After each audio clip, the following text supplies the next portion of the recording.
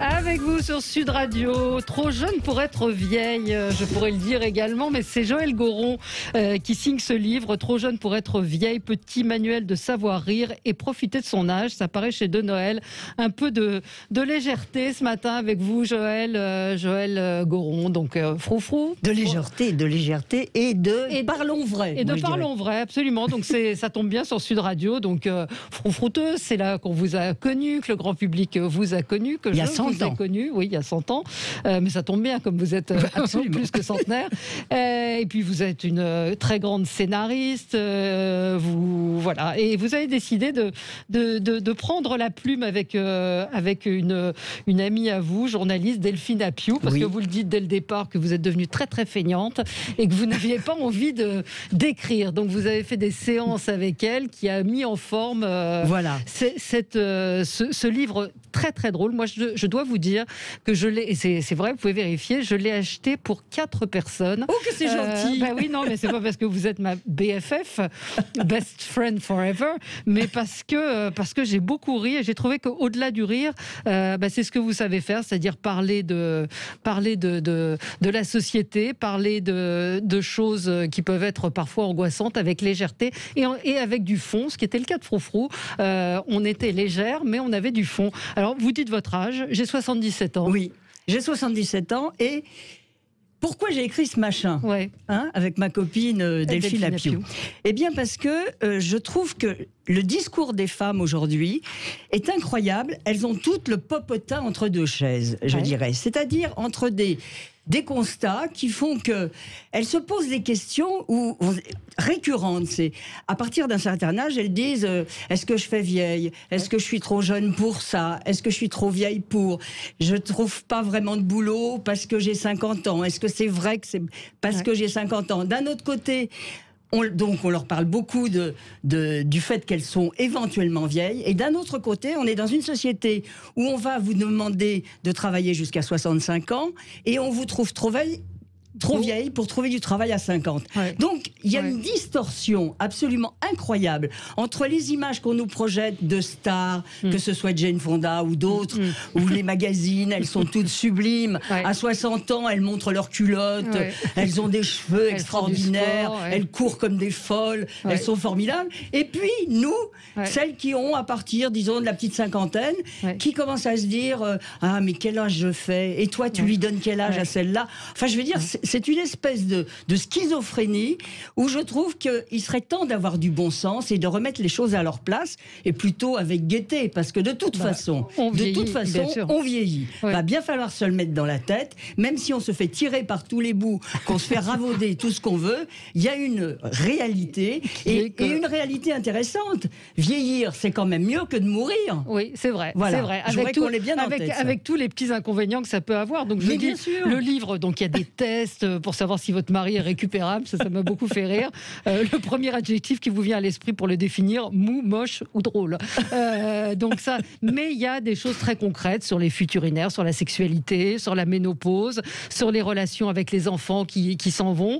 Il y a tout ça. Et puis l'idée, c'est quand même de dire que on n'est plus Mémé Mireille avec sa blouse. On avait dans l'image de nos grands-mères. Alors c'est peut-être pas le cas partout. C'est-à-dire que vous, moi, on a la chance d'être urbaine. Absolument. Et quand on est à la campagne, on n'a pas forcément le même rapport à l'âge. Absolument. Mais quand même, les choses en 20 ans ont changé d'une façon extraordinaire. C'est-à-dire que les dames qui avaient... D'abord, on disait une dame. Oui, on disait une dame qui avait 50, 60 ans, c'était une dadame. Ou alors, elle se déguisait en gamine. C'est-à-dire, elle jouait les gamines. Mais en fait, ce nouveau type de femme, c'est pour ça que j'appelle ça les nouvelles vieilles. Ces nouvelles vieilles, c'est des nanas qui ont, la cinquantaine, 60, 70. Vous êtes l'exemple, Annie Dupéret aussi, 73 ans. Voilà, c'est ça, on existe. Et c'est vrai que c'est une nouvelle image.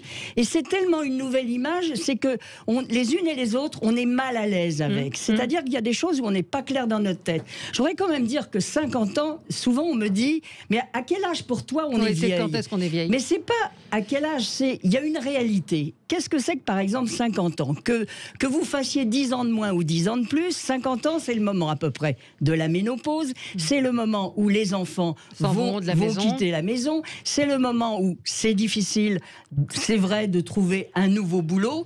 C'est vrai que c'est un moment où on va trouver qu'à la fois vous avez de l'expérience, mais à la fois on aimerait bien vous voir partir. On vous demande de travailler 3 fois plus pour moins cher, parce que en fait, on aimerait bien que vous dégagiez. Ouais. C'est un moment très précis, c'est le moment où vos parents vieillissent vos grands-enfants peuvent être au chômage. Je veux dire, vous devenez à ce moment-là le pivot même de la famille. C'est la première fois que ça arrive dans l'histoire en sociologie.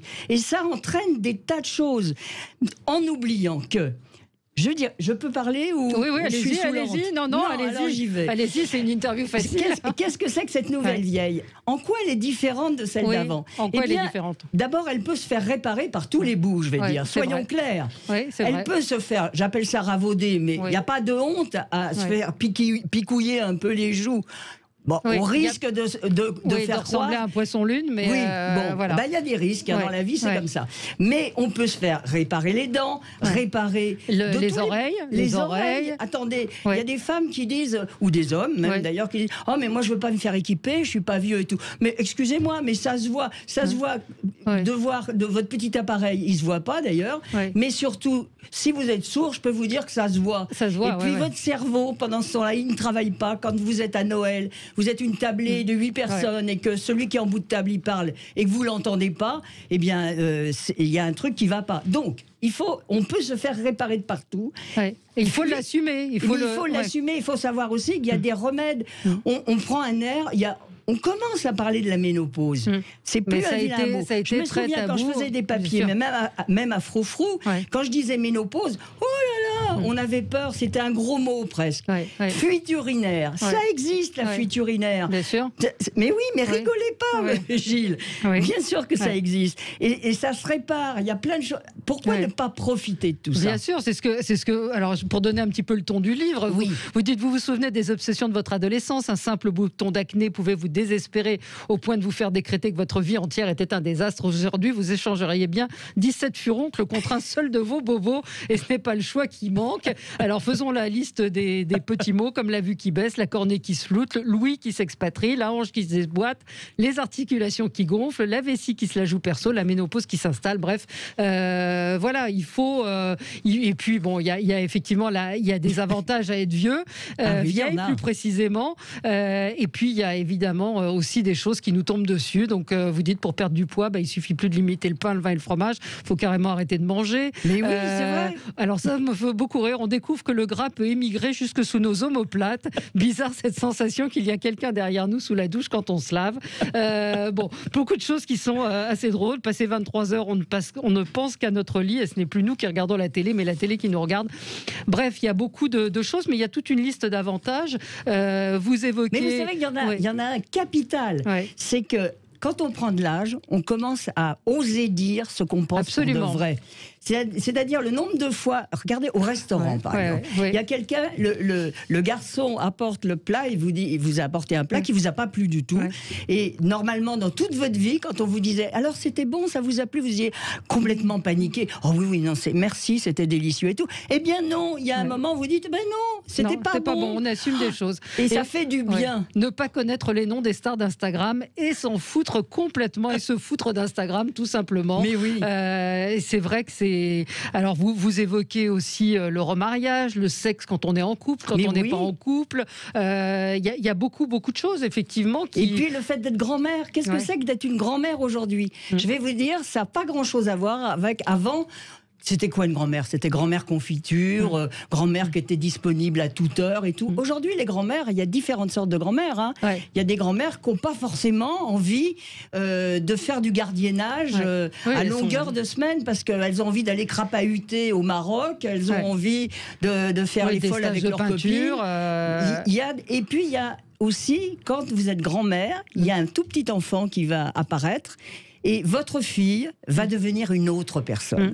C'est-à-dire qu'elle va employer des mots. Vous étiez prête à donner des conseils. Vous étiez prête à être une mamie Eh ben non, c'est pas comme ça que ça va se passer. Elle va vous trouver, mais alors emmerdeuse, vieille. Elle va vous dire que c'est pas aujourd'hui. On fait pas du tout comme ça. Les enfants, on les couche pas sur le côté, mais debout, assis. Les biberons, c'est plus comme ça. Le mythosil à la poubelle, ça n'existe plus. Les jouets en bois, il y a que ça. Les jouets en plastique, c'est dégoûtant. Bref, vous allez vous retrouver complètement. Eh ben, faut l'assumer et prendre ça. Je vais vous dire à la rigolade. À la rigolade. Alors c'est vrai que on a des auditrices. Alors Johanna nous dit c'est archi vrai. On ose dire les choses. Brigitte dit c'est plutôt 60 ans ce tableau idyllique, 50 ans on est encore jeune. Oui, vous avez raison. Bien sûr. On est encore jeune, mais c'est vrai que bon, vous le posez la question dans un des chapitres, c'est à quelle heure, c'est à quel âge qu'on est vieille. Vous l'avez évoqué, mais c'est important de dire qu'aujourd'hui, il faut l'assumer cet âge faut l'assumer et puis faire la part des choses. Et puis se donner les moyens. Vous dites il faut faire travailler son cerveau. Très important.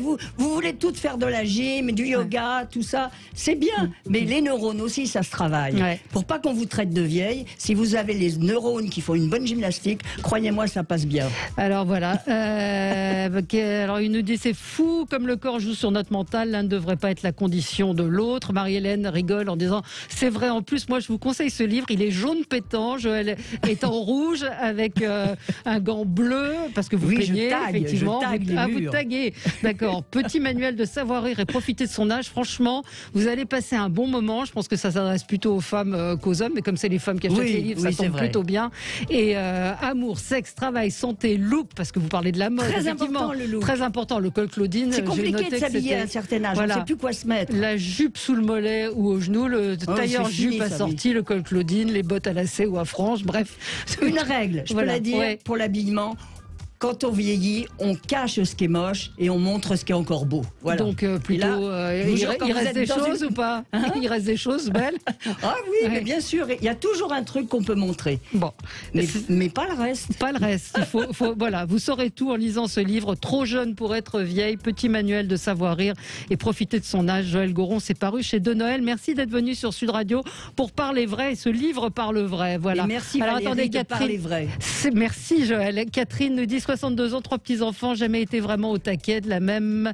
Je suis ravie et c'est vrai, travaillons nos neurones. Merci à vous. Voilà, écoutez, j'espère que vraiment, allez-y, c'est pas parce que c'est ma copine, parce que j'ai aimé le livre, mais franchement, ce que je vous ai dit est vrai. Je l'ai offert à 4 personnes et je pense que je vais continuer parce que c'est un livre coup de cœur. Voilà, merci Joël.